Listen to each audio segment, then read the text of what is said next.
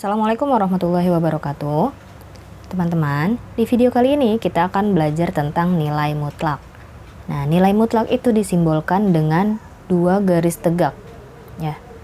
Nah, nilai mutlak ini diibaratkan seperti jarak. Kalau jarak artinya, misalnya kita melangkah ke kanan 3 kali, berarti kan dihitungnya 3 langkah ya. Nah, kalau misalnya kita melangkah ke kiri 3 kali, itu artinya kita juga melangkah 3 langkah, bukan minus 3 langkah. Itu artinya jarak itu selalu positif, begitupun dengan nilai mutlak. Dia nilainya selalu positif. Gitu. Nah, di sini ada nilai mutlak X, itu adalah jarak X terhadap 0, atau sebaliknya, jarak 0 terhadap X. Nah, ada nilai mutlak X min Y, itu adalah jarak X terhadap Y, atau sebaliknya jarak Y terhadap X. Contohnya seperti tadi, ini kita buat di garis bilangan tengahnya 0, ke kanan itu positif 4. Ini misalnya aja ya, minus 4. Nah, jarak antara 0 dengan 4, ya, jarak antara 0 dengan 4 berarti kan berapa langkah? 1, 2, 3, 4. Ini kan jaraknya 4 langkah ya. Kalau ditanya jarak antara 0 dengan minus 4, berarti kan 1, 2, 3, 4 juga kan ya? Sama-sama 4. Artinya, ini tadi kita dari 0 ke 4, itu nilai mutlak 4. Hasilnya 4. Dari 0 ke minus 4, ini nilai mutlak minus 4. Hasilnya 4 juga. Jadi, nilai mutlak itu tidak ada yang minus. Nah, jadi teorinya seperti ini teman-teman. Nilai mutlak X itu bernilai X ketika X-nya itu lebih besar daripada 0 atau sama dengan 0. Artinya X-nya ini positif. Kalau X-nya positif, hasilnya akan nilai itu sendiri. Nah, kalau misalnya nilai mutlak X untuk X yang kurang dari 0 atau X-nya negatif, maka hasilnya adalah minus X. Kok minus X? Tadi kan katanya nggak ada yang negatif, selalu positif ya. Nah, contohnya gini, X-nya ini kan untuk yang negatif. Berarti, misal, contoh, minus 3, nilai mutlak dari minus 3. Ini kan artinya X-nya kurang dari 0 ya. Hasilnya akan menjadi minus X. Minus X-nya itu minus 3. Minus 3. Minus ketemu minus, plus. Ya, jadi tetap, walaupun X-nya minus, nilai mutlaknya akan tetap positif. Seperti itu ya. Nah, kita masuk ke contoh ya. Di sini ada nilai mutlak dari 8. Ini kan sudah positif, berarti langsung dapat hasilnya positif 8. Nah, nilai mutlak dari minus 12, berarti minus 12. Atau boleh juga langsung dijawab 12, seperti itu. Nilai mutlak dari setengah, berarti setengah. Tetap ya. Nah, nilai mutlak dari minus 4/5. Nah, kalau mau dibuat seperti ini, minus-minus juga boleh. Atau mau langsung juga boleh, jadi langsung 4/5. Oke, selanjutnya kita bahas sifat-sifat nilai mutlak. Ini ada 5 sifat yang kita akan bahas di sini. Yang pertama, bahwa nilai mutlak minus X itu akan sama dengan nilai mutlak X. Contohnya, misalnya di sini ada nilai mutlak minus 5. Apakah dia akan sama dengan nilai mutlak 5? Ya. Nilai mutlak minus 5, seperti yang tadi kita pelajari ya, dia hasilnya adalah 5. Nilai mutlak 5 hasilnya adalah 5. Berarti kan dia sama ya sifatnya, begitu. Kemudian, nilai mutlak X dikali Y itu sama dengan nilai mutlak X dikali dengan nilai mutlak Y. Misalnya, ada nilai mutlak 2 dikali 3 dengan X dan Y yang sama ya, tapi mutlaknya dipisah. Nilai mutlak 2 dikali nilai mutlak 3. Nah, kalau kita hitung di dalam nih, nilai mutlak 2 kali 3 itu kan masih di dalam ya. Masih di dalam kurung mutlaknya ini. 6. 2 kita keluarkan dari mutlaknya berarti kan tetap 2 ya. 3, nilai mutlak dari 3 adalah 3. Nilai mutlak dari 6 itu adalah 6. 2 dikali 3, 6 ya. Berarti ini sifatnya sama. X dikali Y di dalam satu kurung mutlak, atau nilai mutlak X dikali nilai mutlak X dalam kurung yang berbeda, itu nilainya sama. Kemudian yang ketiga, ada nilai mutlak X kuadrat dengan nilai mutlak X yang dikuadratkan. Jadi yang satu kuadratnya di dalam kurung, yang satu lagi kuadratnya di luar kurung. Ternyata ini nilainya sama. Contohnya, di sini misalnya ada 5 kuadrat. Nilai mutlak dari 5 kuadrat. Kemudian yang di sini misalnya 5 kuadratnya di luar ya. Nah, kita hitung nih, 5 kuadrat berapa? 25 kan ya, tapi masih di dalam kurung mutlak. Kemudian 5, nilai mutlak dari 5 adalah 5. Kuadratnya masih ada di luar. Nah, nilai mutlak dari 25 adalah 25.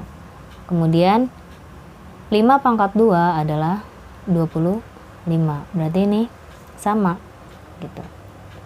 Kemudian yang keempat, nilai mutlak X dikurang Y itu akan sama dengan nilai mutlak Y dikurang X. Contohnya, di sini ada misalnya nilai mutlak 7 dikurang 5 sama dengan Y dikurang X, berarti Y-nya di depan ya. 5-nya di depan. 5 dikurang 7. Sama kan ini nilainya? Kita coba. 7 dikurang 5 hasilnya adalah 2. Masih di dalam kurung mutlak. 5 dikurang 7 hasilnya minus 2. Masih di mutlak. Nah, nilai mutlak dari 2 adalah 2. Kemudian nilai mutlak dari minus 2 adalah 2 juga. Berarti ini sifatnya adalah sama. Yang terakhir, kelima yang kita bahas di video ini, itu nilai mutlak X per Y akan sama dengan nilai mutlak X dibagi nilai mutlak Y. Contohnya, misalnya di sini X-nya 2 per 3 ya, dalam satu kurung mutlak. Kemudian kalau kita pisahkan 2-nya dengan 3-nya, kita pisahkan mutlaknya. Nah, 2 per 3, ini pernya nggak kelihatan ya. 2 per 3, itu kan kalau kita keluarkan dari mutlak, tetap ya hasilnya segitu, 2 per 3. Nah, kemudian ini kalau kita keluarkan, nilai mutlak 2 adalah 2, nilai mutlak 3 adalah 3. Sama juga kan ya? Gitu. Oke teman-teman, kita lanjut ke contoh soal. Di sini ada contoh soalnya. 3 dikurang nilai mutlak 5 kurang 7 ditambah 2 dikali 1 ditambah nilai mutlak minus 7. Nah, kita kerjakan, tapi jangan lupa perhatikan kurung-kurungnya ya. Jadi yang diutamakan dikerjakan duluan adalah yang di dalam kurung gitu. Jadi yang lain turun dulu, nggak apa-apa. Jadi ini 3 kan belum ada temennya ya, kita turunin dulu nih 3 gitu. Kemudian ini nilai mutlak 5 dikurang 7, berarti 5 kurang 7 adalah minus 2. Ditambah ini, jangan langsung dikalikan, tapi kerjakan dulu yang di dalam kurung. Berarti 2-nya tetap, 1-nya tetap. Nah, ditambah nilai mutlak dari minus 7 berapa? Nilai mutlak hasilnya selalu positif, berarti nilai mutlak dari minus 7 adalah 7 gitu. Nah, baru kita lanjutkan. 3 dikurang nilai mutlak dari minus 2 adalah 2. Ditambah 2 dikali yang dalam kurung ditambah ini. 1 tambah 7, 8. Ya, gitu. Kemudian 3 dikurang 2 ditambah 2 kali 8, 16. Gitu ya. Baru dihitung nih. 3 dikurang 2, 1 ditambah 16, maka hasilnya adalah 17. Gitu ya. Kemudian contoh soal yang kedua. Ini sama. Kita hitung yang di dalam-dalam dulu. Di sini ada 4, nilai mutlak 5 pangkat 2 dikurang 2 pangkat 5 dikurang 5 dikali nilai mutlak 3 ditambah minus 2 pangkat 5 gitu. Kita turunkan dulu 4-nya. Kemudian kita hitung nih. 5 pangkat 2 25.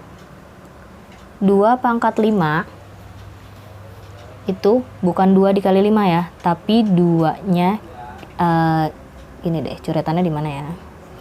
Sini aja ya. Kita buat 2-nya ada 5. Tapi jangan langsung dikalikan. Tapi hasilnya nih, 2 dikali 2, 4 kan ya? Nah, 4 dikali 2, 8.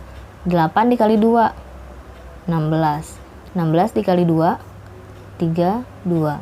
Jadi 2 pangkat 5 adalah 32. Ini masih di dalam mutlak. Dikurang 5 dalam kurung mutlak 3 ditambah minus 2 pangkat 5. Ini kan minus ya, berarti hasilnya juga minus 32 ya, karena pangkatnya ganjil dan di sininya minus, berarti hasilnya adalah minus gitu.